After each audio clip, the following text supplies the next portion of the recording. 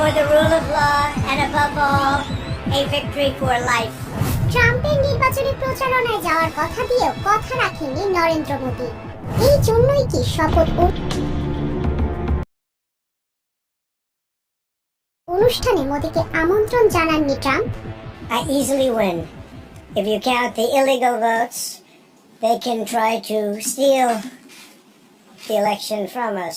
নাকি বাংলাদেশে ট্রাম্পের সাজানো বাগান তছনছের দায় মোদীর উপরেই চাপাচ্ছে নির্বাচিত মার্কিন প্রেসিডেন্ট?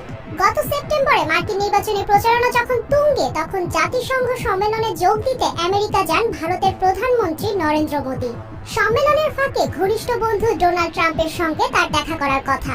নির্বাচনী প্রচারণায় এটা ঘোষণা করেন খোদ প্রেসিডেন্ট প্রার্থী ট্রাম্প। কিন্তু ট্রাম্পকে ফাঁকি দিয়ে দেখা না করে ফিরে আসেন মোদী।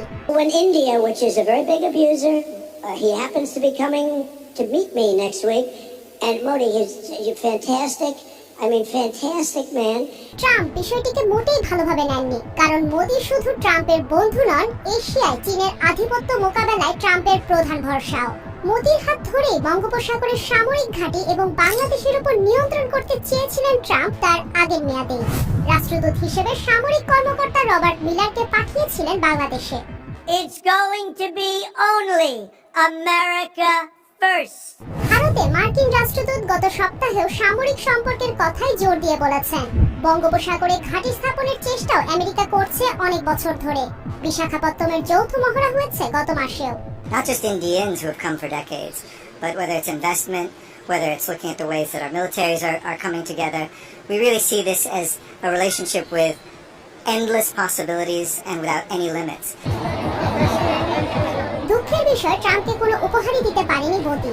না নির্বাচনী প্রচারণায় সহযোগিতা, না বঙ্গোপসাগরে ঘাঁটি। উল্টো বাংলাদেশে মোদীর ঘনিষ্ঠ হাসিনা সরকারের পতন হয়েছে। অথচ হাসিনার ছেলে জয় টাকা ঢেলেছেন ট্রাম্পের নির্বাচনী প্রচারণায়।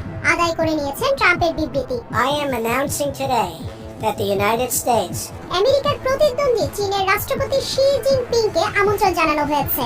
এল সালভাদরের মতো ছোট্ট দেশের প্রেসিডেন্টকেও ব্যক্তিগতভাবে আমন্ত্রণ জানানো হয়েছে। ট্রাম্পের শপথ অনুষ্ঠানের ব্যক্তিগত আমন্ত্রণ পেয়েছেন ব্রিটেন, ফ্রান্স, জার্মানি, এমনকি ব্রাজিলের বিরোধী দলীয় রাজনৈতিক নেতারাও। so tonight, with faith and devotion, I proudly accept your nomination for President of the United States. Thank you. কিন্তু ভারতের প্রধানমন্ত্রী নরেন্দ্র মোদীকে ব্যক্তিগতভাবে আমন্ত্রণ জানানো হয়নি। ভারত থেকে একজন প্রতিনিধি পাঠানোর অনুরোধ করেছে শপথ অনুষ্ঠানের আয়োজক কমিটি। একথা জানিয়েছেন খোদ ভারতের পররাষ্ট্র মন্ত্রণালয়। ভারতের কেন্দ্রীয় সরকারের সাবেক আইনমন্ত্রী বিজেপি নেতা সুব্রমণ্যম স্বামী মন্তব্য করেছেন, পররাষ্ট্রমন্ত্রী জয়শঙ্কর এবং নিরাপত্তা উপদেষ্টা অজিত দোভাল দুজনেরই পদত্যাগ করা উচিত, কারণ তারা মোদীর জন্য ট্রাম্পের আমন্ত্রণ আনতে ব্যর্থ হয়েছে। সব মিলিয়ে ঘরে বাইরে বেশ চাপের মধ্যেই আছেন ভারতের প্রধানমন্ত্রী নরেন্দ্র মোদী।